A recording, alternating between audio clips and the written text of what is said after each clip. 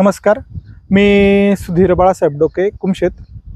तर मी या शेतामध्ये मार्चच्या एंडिंगला कोबीची हार्वेस्टिंग केली होती.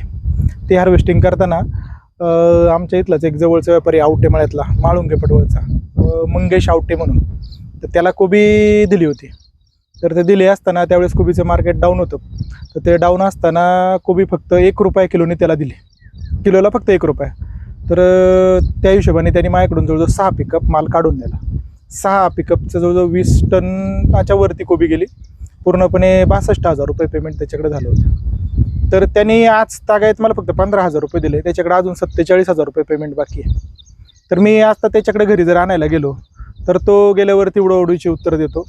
त्याची बायको काही पण असेल भाषेत काही पण वेगळे चाळी. मला एक सांगा, तुम्ही त्या व्यापाऱ्यावर विश्वास ठेवलाच कसा काय, किंवा इतर ठिकाणी त्याची काय अशी आरडाओरडा आली आहे का? तो 2 वर्षापूर्वी माझा धान्याचा प्लॉट होता. त्या प्लॉट मध्ये आपण जसा वाट सुरू एखादा व्यापारी आपल्याला न सांगता येतो का, तसा तो माझ्याकडे आला. तो आल्याच्या नंतर माझा धाना त्यांनी मागितला, पण त्याचा आमचा काही सौदा झाला नाही. सौदा नाही झाला, मग त्यांनी नंबरांची देवाणघेवाण केली. मग मध्ये आधी तो विचारायचा, शेठ आहे का दाना, मेथी आहे का, किंवा इतर कोणता माल लावलाय, काय केलं. तसं काय आपली वैचारिक पातळीवरती त्यांनी विचारपूस केली. त्याच्यानुसार 2 वर्ष फक्त फोनवरती ओळख राहिली.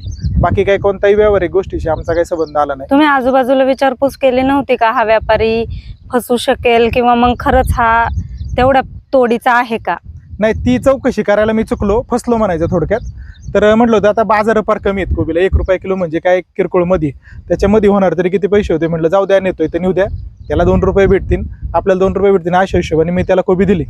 पण तो फसवेल इतकं आणि पुढे इतका मला त्रास दिले हे असं कधी वाटलंच नव्हतं. आता काय म्हणणं आहे?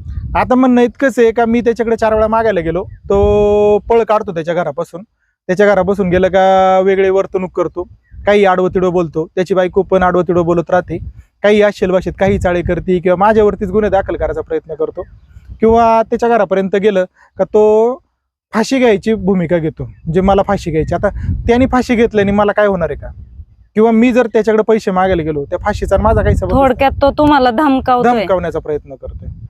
तर आता मला एवढंच म्हणायचंय का, तो तर माझे आत्ताही ₹47,000 त्याच्याकडे बाकी आहे, तो ₹47,000 देत नाही.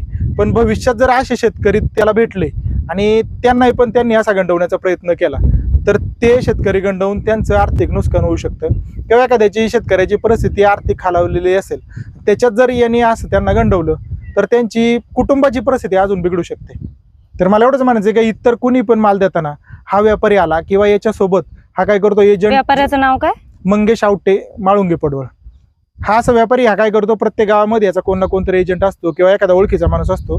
तो एखाद्या प्लॉट मागे त्याला ₹2,000-4,000 देतो, त्यानुसार तो प्लॉट घेतो आणि परत त्या गावात परत जातच नाही. हा एक गाव धरत चालतो. ज्यावेळेस मी त्याच्या गावात चौकशीला गेलो त्यावेळेस मला असं सांगितलं की याची 3 तालुक्यात इतकी बोंबे गेला, मालच कोण देत नाही. तुमच्या गावात अजून अशा ह्या व्यापाऱ्याकडून काय प्रकार घडलेत का? नाही, पहिला सगळ्यात पहिला मीच. अच्छा, असा विषय झाला. मला यातून एवढं एकच सांगायचंय का, मी आता तर फसलोय त्या माणसाच्या नादी लागून. माझे पैसे भेटतील कधी मला त्याची गॅरंटी नाही, आणि तो तर काय द्यायच्या मनस्थितीत नाहीये, किंवा त्याची भूमिका पण तशी वाटत नाही. तर इतर कोणी नवीन ठिकाणी तो कुठून पण येईल, कोणताही मध्ये कमिशन एजंट घालीन, कोणी एखादा ओळखीचा जोडीदार घालीन, मी रोख देतो लगेच देतो, असे काही चाळे तो करील, काही सांगेल. तर त्याला कोणी अन्यथा दुसरे कोणतेही शेतकरी माल देऊ नका, असं माझं वैयक्तिक मत आहे. का तर दिला तर तो पैसे दिल्याची गॅरंटी नाही. 4 तालुक्यांमध्ये याचं नाव खराब आहे. त्या 4 तालुक्यांमध्ये याला कोणी माल देत नाही. स्वतः त्याच्या गावामध्ये कोणालाही विचारायला गेलं तरी सांगतात तुम्ही याच्यापाशी फसले कसे काय. त्याच्यामुळे सगळ्यांना विनंती आहे का, कोणी याला माल देऊ नका आणि स्वतःची फसवणूक करून घेऊ नका.